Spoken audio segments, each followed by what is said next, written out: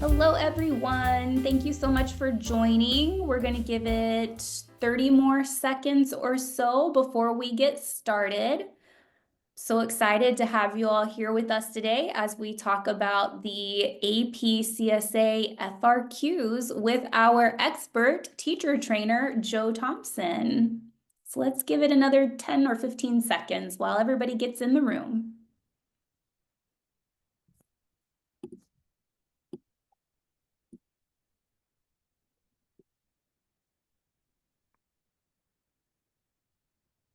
If you would like to access our slide deck, I'm going to drop a link to that in the chat. You all should have access to both the Q&A and the chat today. So if you have a specific question and the chat is really active, but you want to make sure that your question gets answered, I would suggest dropping your questions about APCSA and these free response questions in the Q&A section so that they don't get lost in the chat if we have a pretty active chat here. So I think we're going to have a fairly good sized group here today. And that is wonderful because there is so much to learn from our teacher trainer, Joe Thompson. So welcome to Joe. If you will move on to that next slide for me, please. And did you want to say anything about your experience while we're getting started here? Sure. I was in the classroom or have been in the classroom for 10 years. My students betaed the very first CodeHS AP Java class. That was interesting. And CodeHS has kind of made my career as a teacher. And I just want to tell you guys, you teachers, that I think what you're doing is super important work. There are tremendous opportunities that are waiting for your students. And as of March of their second year of high school coding, they are way down the road towards amazing professional opportunities. So keep on encouraging them. And based on my experience, you're going to have the thrill of watching your students get incredible opportunities. And this is a part of that path. So I'm thrilled to be here. Awesome. Yes, we're so excited to have Joe with us today. And Joe, if you want to click through to the next slide, we'll go over some items here before we get started. Today, what we're hoping to cover is the APCSA exam breakdown. We'll spend just a few quick moments on that piece. And so we will then spend most of our time reviewing resources that will help prepare your students for the free response questions. Joe's going to really help us understand what the free response questions are, how they're scored, and how you can help encourage your students to get really well prepared for this portion of the test. I will make sure that you have access to those slides in just a second. Not sure what happened there. Maybe just a little Google access. So next slide, please, Joe. Again, we do have the Q&A open. If our chat is very active, we don't want your questions to get lost. So please ask any of those essential questions that you definitely want answered in the Q&A. I am going to be stopping Joe with questions at different timings that seem appropriate for what he's currently discussing. And so we'll definitely get everything answered for you today, though. Next slide, please, Joe. If you don't have a CodeHS account, you can sign up for one for free. Joe will be sharing lots of CodeHS resources today and some other helpful places to go while you're preparing your students for these FRQs and the AP CSA exam in general. But we definitely want you to have access to the CodeHS resources. So if you are not a current member, if you don't have an account, you can sign up for one at codehs.com/sign up. And if you will go to the next slide, Joe. We're also going to get you a certificate of completion for spending your afternoon here with us. And we like to hand these out so that you just have documentation if you can use that in your state for any licensure renewal or things like that. But you do want to be signed into your CodeHS account, then click that link for the certificate of completion. So make sure you're signed into CodeHS, Then click the completion link and it will just be a very simple thank you screen. There's nothing else you have to do. An email will follow with an email will follow with your certificate of completion. So simple process there. And next slide, Joe. So if you're not familiar, CodeHS is a comprehensive platform for teaching coding and computer science to elementary schools, middle schools, and high schools. We're here today to focus on high school and all the great web-based tools and resources that we provide for AP CSA teachers. Next slide, please, Joe. Our professional license includes things like gradebook access and lesson plans for an entire year's worth of curriculum. We also have ways to monitor students' work, exchange feedback, and even use AI to provide feedback to students on our platform. So lots and lots of great useful tools. Our aim is to always help students and teachers in their coding learning journey. And we hope that we are providing lots of useful tools for teachers to more efficiently and effectively teach computer science. So check us out if you are unfamiliar. And now I will hand it off to Joe, who is going to get us all of the information we need to help students approach these AP exam free response questions. Thanks, Joe. Take it away. Thank you, Stephanie. I think I want to start by putting an unhappy or putting what I've learned in my experience is that students are intimidated or are apprehensive. Let's use that word, Stephanie. Apprehensive about the FRQs. And why are they apprehensive? They see 4 pages of written instructions, and it's pretty hard to parse out exactly what is being asked of us. So I would begin by saying that when your students are, first of all, let's just acknowledge that it's a stressful test, and the FRQs are the most stressful part of it to the students when they're starting out. But they have been actually doing FRQs ever since they started their first CodeHS Java exercise, because in every CodeHS exercise, there's a set of written instructions and some code that students are being required to write, and that code is going to be tested to determine whether they can move on to the next exercise or not. So they've actually had quite a bit of practice doing something like an FRQ. Now, I think, let's go on. The exam for 2025 is set for May 7th. So we still have 2 months to go. We've got about 8 weeks to get ready for this thing. And some of your students are going to have a spring break in there. It's certainly a good time to throw some practice FRQs at your students. But again, beware of people feeling intimidated. I know there's another feeling that a lot of you are going to have, which is, have I covered enough of the course to be thinking about FRQs? And I think that the course, the critical portions of the course for the AP exam are the sections on AP on arrays, array list, and 2D arrays. So if you're close to module 8, you're in pretty good shape to talk about FRQs and get ready.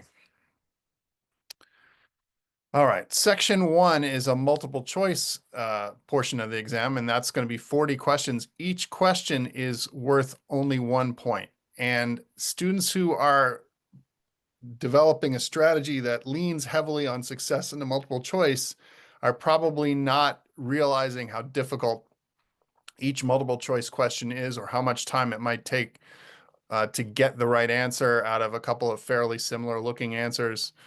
Can be very frustrating. And so if you have an hour and a half to do 40 multiple choice questions, your students might walk out of that multiple choice section feeling like, oh, I got shelled. That I might not have a good chance of success in this exam. So that's one reason to stress the FRQs, because FRQs give you, I think, a better shot at getting some points out of each of the FRQs. Let's keep going. And then, so this is section 2, which is what we're here to talk about today. And that's going to be 50 50% of the score. The first one has methods, is basically the question is going to be write a method. Section 2 is going to, or the question 2 is going to be write a class. Question 3 is going to have to do with arrays and array lists. And question 4 is going to be 2D arrays. So again, I would stress modules 6, 7, and 8 of the course, because those are going to be key for FRQs 3 and 4. And actually, it wouldn't be that strange to see 1 and 2 have some references to arrays also. Let's talk about scores for a second, the overall score. You have 76 possible points, 40 multiple choice, and each FRQ is worth 9.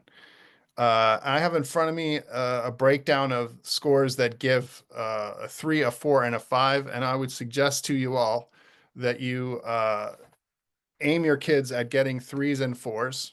Some of them will get 5s. It's great when some of them get 5s. A 3 is a very good score. A 4 is a very good score.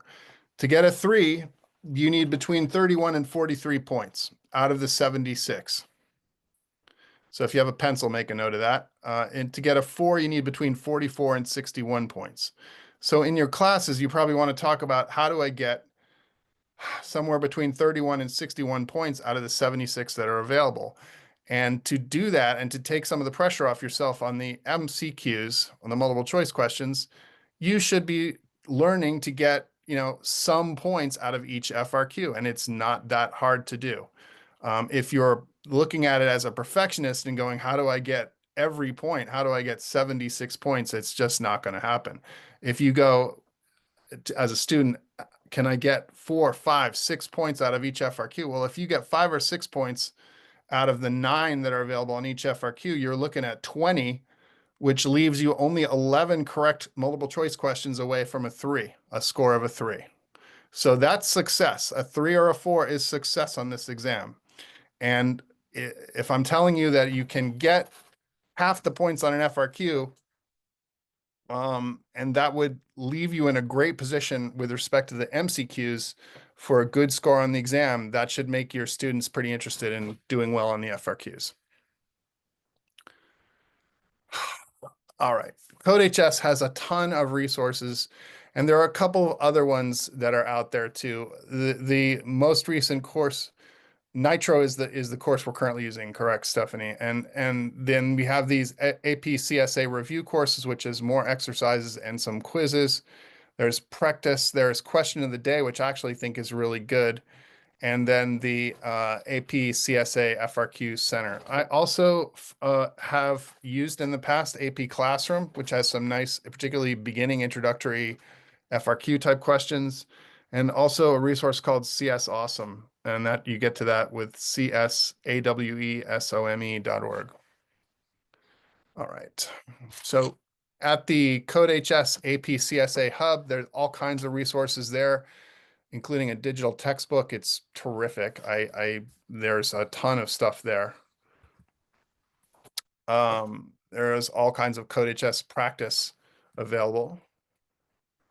And this question of the day, I think, is a terrific way to get practice with multiple choice stuff.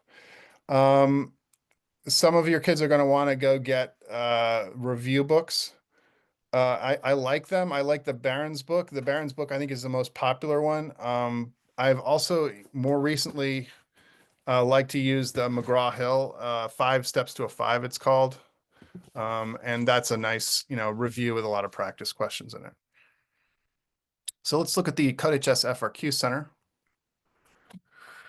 And there is a fantastic breakdown of previous FRQs that are there. And let's talk about how we would begin talking about FRQs. And I don't mind, when you're getting into specific review for the exam, saying, look, this is difficult and intimidating. I kind of like to start that way, put that on the table. Don't sort of act like, well, what's the matter with you guys? We're gonna nail this. It's hard. Why is it hard? Why are FRQs hard? They're hard because the instructions are 3 or 4 pages. Often they're presenting code, which is going to be useful in solving the FRQ, but you don't know from first looking at the code really exactly what you're looking at. So you actually have to look past the sample code that they give you and sort through the rest of it and go, what exactly are they asking me for? And you want to look for phrases like write a class or write a method that does this. That is such an important question. What exactly are they asking me to do? Not that different from what CodeHS is doing when CodeHS presents you with an exercise. You have to in doing an AP FRQ, you have to give the AP graders exactly what you have to answer specifically what they're asking you to answer. You don't have to write the perfect answer, but you have to provide code that answers the requirements. All right, so here we have in this FRQ Center some nice canonical solutions, and you can stress to your students that nothing that you write is going to be it's going to be graded by people. So there are lots of ways to answer this. This is a way. Let's keep going here.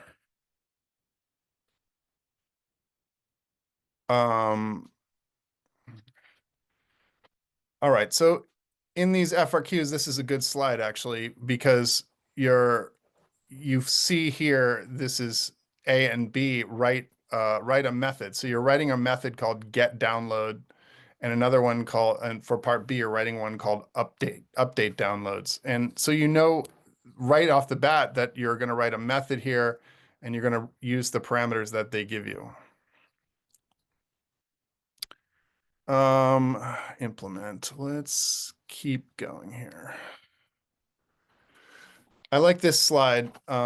Read the questions carefully, underline the tasks you need to accomplish or circle them. Look for those key phrases, write a method, write a class, use these names. If you just use specific names for variables that they give you, you might very well pick up a point just for that.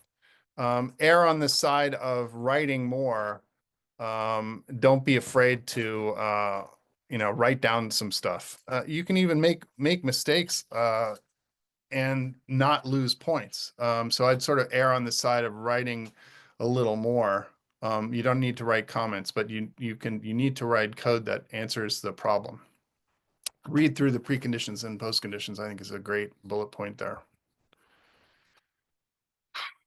Keep an eye on your time. I know that this year, for the first time, we're doing these exams online. We're not doing paper exams this year. Try to solve all parts. I agree with this. A, B, and C are typically, A is typically the easiest one, and particularly here we are in early March. I would watch out for the idea that students might get that they've somehow failed if they aren't getting them all, pretty close to right. That's not the correct approach to this thing. You want to go, can I get some points out of each FRQ? And particularly given the scores that I just gave you, if we're shooting for 31 to 43 for a 3 and 44 to 61 for a 4, if you get 4 or 5 points out of the 9 available on each FRQ, you are really putting yourself in a strong position with respect to MCQs for a good score on the exam. So each part of the question has a certain number of points. I think A typically will have 2 or 3 points. B might have 4. C might have 3. But you can get some points, particularly on the earlier ones, and put yourself in a good position. Let's keep going. Stephanie, how are we doing on the chat? Am I missing a question? We did have one just come through about test administration, asking if scratch paper will be available in addition to the online blue book. I do not have that information off the top of my head about the administration this year. Yeah, but I can tell you, Stephanie, that there is a person in your school called the AP coordinator who is going to have the answers to those kinds of things, particularly as we get closer to exam day. And as everybody knows, we're switching to the online exam from a paper exam last year. So I would make sure I know who that AP coordinator is in your school, and don't hesitate to go straight to them because they will have answers to questions like that. So the key person there is going to be the AP coordinator at your school. All right, write neatly, yes. Let's keep going. Only use classes given to you. So this would be one thing I would really stress. I would maybe even more than in your normal coding. In the AP FRQ, you're really trying to specifically answer the specific problem that they're giving you, and you don't really want to get off on a track of writing a big long class that isn't necessarily called for.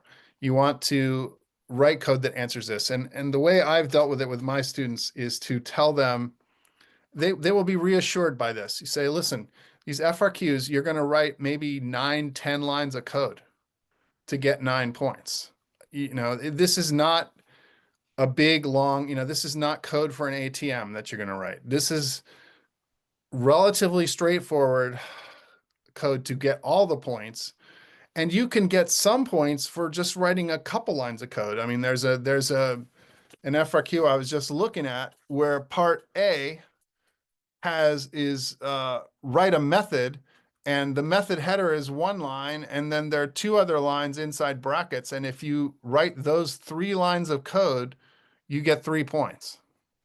So as a teacher, I would maybe start AP prepping by going to some of the canonical solutions for just section A of a question and say, how did we get to this where we've got 3 lines of code to answer this? Where was the question that said, where did it say, write this method that returns the numerical value of the given letter, whatever?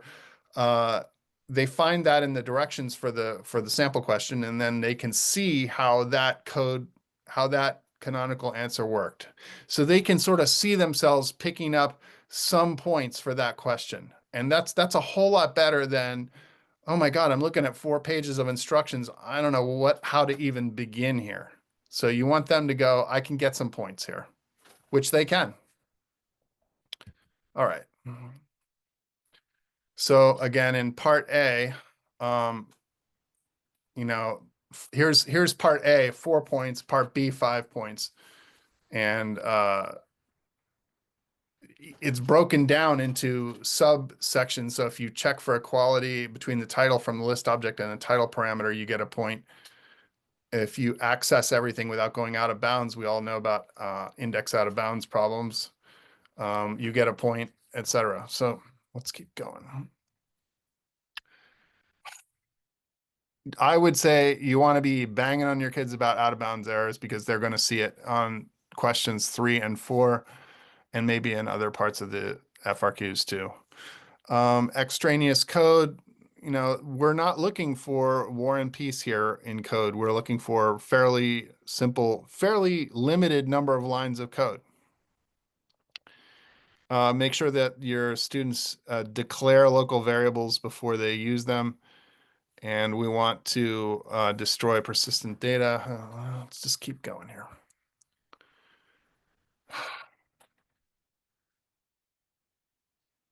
I would almost use this slide, which I think is a useful slide, and I would apply it in the reverse way and say,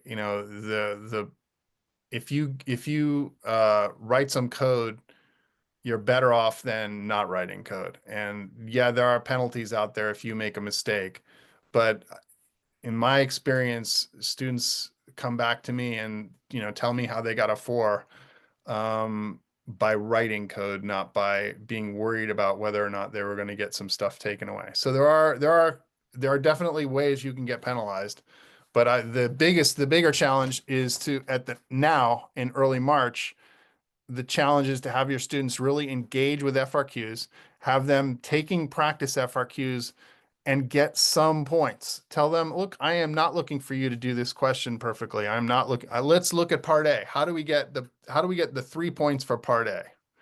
And once we've done enough of those, then all of a sudden, look at that. We got 12 points by just doing all the part A's of all 4 questions. That's sort of my take. And look at the list of all the things that don't provide a penalty. there are all kinds of things you can do that might not be perfect Java that you will not be penalized. Equals and equals signs there are gets and equals rather. Extraneous square brackets. Uh, there are a lot of mistakes that you can make in writing this code that will not incur a penalty. So I like this slide a lot. This slide is basically telling me, and should be telling all of you guys, that you want to have your students writing code. Okay, the QRG, the quick reference guide. I happen to think this is super important. Why? Because it really helps students feel like this is a fairly limited subset of the AP of Java that we're going to be using. I mean, there's 1, 2, 3, 4, 5, 6, 7 string methods, and there's a guide that they're going to give your students when the exam starts that they can use to reference these specific methods from the Java library.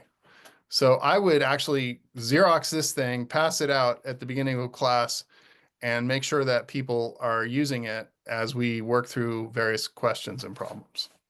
So I actually really like this QRG, and they should be very comfortable with all these before they start the exam. And so this is a nice thing you can do to go over stuff. All right. This is a nice PDF. I've used it in the past. It's a complete description of the entire course. Some of you may have given it out or had your students download it. Course and exam description. I think it's about 150 pages. And there are some nice sample exam questions in there. All right. In the FRQ Center, there are also good opportunities to practice and a scoring guide. So I would say start your class discussions with the answers. Start your discussions with a canonical answer and then go, what's going on with this code? What does this code accomplish? How does it work? How could it be changed? And then go back into the question and go, well, how did they just ask us to write this code? I'd sort of work backwards from the answer here. Then you can go to some of these problems that are here. I like this. All 4 of these are good. FRQ Center is good. Just watch out for students getting intimidated by the process of looking at a 4-page FRQ and then trying to get all 9 points out of it in a certain amount of time. So I'd be go easy on them, have them go easy on themselves, develop some confidence, and get some points out of every FRQ, some points. And look at where that puts them on the way to getting a 3 or a 4.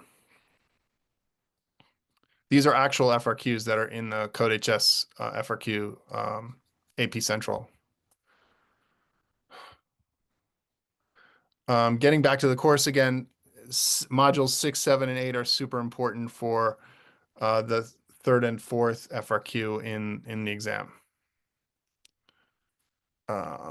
And there are, I guess, there are various codes that run here too. But I would, I've always told my students that it's not even that important that the code you write runs. What matters is writing code that meets the test rubric for getting the points. You're more interested on the AP than getting the points than writing beautiful code that runs perfectly. All right. So here is a very good breakdown of 2013's first FRQ called Song List, and a runnable version with some nice notes. Java docs a little more than in documentation than most people would see in Java. Text only version. Yeah, this is good. Have students write code for algorithms and FRQs. I think that's a great practice for FRQs. Coding Bat, you've all aware of that one as a resource. And I would add CS Awesome. Teach them to read the problem. Just sit there and look at problem and say, ask them to tell you what the question is. And this is actually true with other APs. I've worked with English teachers and math teachers about APs, and they say the same thing, that on the FRQs, it is a real challenge to parse out what exactly the College Board is looking for in the FRQs. And you can benefit by spending time with the FRQ questions and saying exactly what are they looking for here, and get the students to give it to you in their own language. What exactly do they want us to do? And you're going to see that part of the one source of confusion is the way that the APs present the sample or helper code that goes along with it, sort of before they tell you what they're looking for. So you're going to have to sort of look back, look past the code that they give you at the beginning, figure out what the question is, what class or method they want you to write, and then look back at that helper code to see, oh, there's a different method that I can use in writing the answer to this. So don't sit there and try to figure out exactly what's going on with this helper code. Go through the written instructions, figure out exactly what they're looking for, and then go back to that helper code and use that. Okay. Let's see. Tips for incorporating FRQ training. Begin true FRQ segments and full questions untimed. I think that's great. Don't add, tons of time pressure on. You could spend an entire class just doing part A and talk about how that's phrased. It's fine. And do lots of group work. I've found that when my students are working groups of 2s and 3s, they can get to a place where they're kind of having an understanding of how an answer comes about. And don't hesitate to use solutions heavily. Like, you might even start by pulling out a solution to a part and asking your student to just walk everybody through that code and what it does and what all the variables are about, what all the methods are. All right. Yeah, this is group work. Scoring your own, reviewing others is great thing to do. Off by one in loops is a common error. Forgetting to declare a variable, that's fine. Not returning a required value. So I like this list of possible errors, but the biggest error of all would be being overly cautious about writing code. And what you really want to do is make sure you're trying, make sure you're writing, make sure you're answering the question. Turning a value and a void method, not good. Changing a constant, not good. That last one that just came up on the star, a lot of the times they will not penalize you for doing that. Transposition is a typical problem with assignment. Okay. Coding to the example.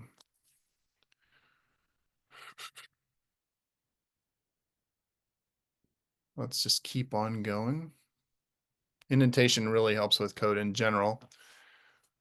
Reread the question and then your answer before moving on. I do like that idea. I like the idea of, go through the whole question, circle some stuff, underline some stuff, then go through it again. And always ask yourself to be careful. What the heck are they asking? What is the question? Don't write comments as part of your answer. Let's see. Don't do fancy. I like that guideline. Stick to the quick reference guide. Use that quick reference guide. Know it. Use it in class. Have the students have it. They seem to have a hard time hanging on to any kind of paper. And I've had a lot of frustrations over the years, telling students you got to have this quick reference guide, and then I have to go copy it again for everybody. But if you keep doing that, they're going to eventually realize this is a really important way of narrowing down this vast Java language to the things that just appear in the exam. And when you realize how circumscribed the AP subset is, it's actually a comfort. Do keep track of your time. Yeah. I really, So Yes? Joe, I'll do a 5-minute time call here, Sure. or I can wrap Yeah. up. If you have more you want to discuss, No, no, then I think I've made my point that I wish to make. I'm here doing this because I think FRQ is super important. I think there's a lot of intimidation out there, and I'd hate to see your students get sort of intimidated on the exam itself. I'd rather put that on the table and get some points in FRQs. Go ahead, Stephanie. no, thank you so much for sharing all of that. I'll give the folks in attendance a chance to put any questions in the chat. If you want everybody to see your question, make sure that you have just clicked that option in the drop-down menu. I have had some questions come through just to Joe and I, which is fine. I was able to answer those. But if you want everybody to be able to see your question, then yes, thank you. Make sure you're typing to everybody in the chat there, or you can alternatively use the Q&A as we come to the end of our session here. So it sounds like some of your tips, Joe, are resonating with our audience. Elizabeth says that she keeps a class copy of that document in her room for tests and quizzes and FRQ practice. So it sounds like folks are on the same page with you. Good. Terrific. Awesome.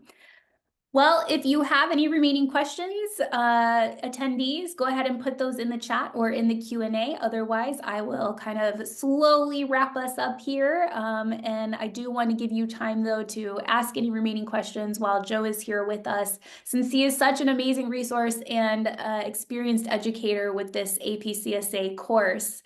So if you are looking for additional opportunities to connect with AP educators and other computer science teachers, we encourage you to join our CodeHS Facebook group, follow us on our social media accounts, and also, we have a certified educator program where you can network with other computer science educators quarterly and also get some additional perks for becoming a certified educator. If you'll go to the next slide, Joe. Again, I will put a link in the chat to our certificate of completion so that you can use that to your advantage if you can in your licensure renewal or just any way you need to account for your time here with us today. And Joe, I'm going to interrupt myself. We have a question. Where can we find that total possible points are 76 for the exam this year? Yeah, I'm looking at it in the front of one of my review books. The front of my 5 steps for a 5 is there. It's based on 40 multiple choice questions. Each one gets 1 point. And then each of the FRQs is 9 points. So again, so that adds up to 36, which is a total of 76. And what I have found successful, what's worked for me in the past is to say, look, forget getting all 9 points. Let's see how if we can get 4 or 5 on each FRQ. And then you show them how they can get a lot of points on part A or some of the points on part B out of the 3 parts. If you can get 4 or 5, see, they're not walking into their history class final exam going, I need to get a 50 on this exam. They're walking in there thinking, I got to get 95, and that's not what we're looking for. If they can get half the points on these FRQs, they're putting themselves in a very strong position to get a 3 or a 4. And they need to shift their expectations. And I don't believe most of your students have successfully have shifted those expectations quite enough at this moment. And the intimidation they might be feeling and looking at some sample FRQs and thinking, how in the world am I going to get 9 points out of that, is potentially difficult. So it's standing in the way of them getting 4 or 5. So you just go, look at this 4 lines of code that I get 3 points for in part A. You can do this, Timmy. You know, that's where I want you guys to be coming from. Yes, good advice. And then we did have another question about the logistics for the exam. Sure. So, Denise, I would probably again refer you to your district AP coordinator who will have more information about FRQs on the computers and how students will interact with the College Board in order to complete the test this Mhm. year, since we're all trying out this new digital version of our APCSA test. Yeah, Joe, if you'll go to the next slide for me, I do want to sure. put in a plug for our upcoming spring 2025 webinars. We will have a few more AP focused webinars. Preparing students for the APCSP Create task will be next week. Then we will also have a general preparing students for both exams sessions. So mark your calendars for those. You can sign up at codehs.com/free PDs. So I will link that in the chat here if you're interested. Thank you, Mark. Mark's already ahead of me. We should be paying Mark here for this. Yep. Uh, Thank you so much for getting that into the chat. And then finally, before we sign off here today, we would love to get your feedback on this webinar. And we always want to hear from you what we can do better and how we can better serve you in the future around APCSA. And if we've missed anything today, that survey is a great place to indicate that. But if you would love to give some kudos to Joe, he would appreciate that in the survey also. So thank you all so much for being here. And we will put a ribbon on this, I think, Joe, unless you have anything else you wanted to share. Your teacher's work is very important, and it's great that you're out there doing it. Absolutely. Good luck to all of you CSA teachers. Good luck to all of your students as we head into exam season. And we hope to see you again. Thanks so much, Joe. We'll see you later. Okay, bye-bye.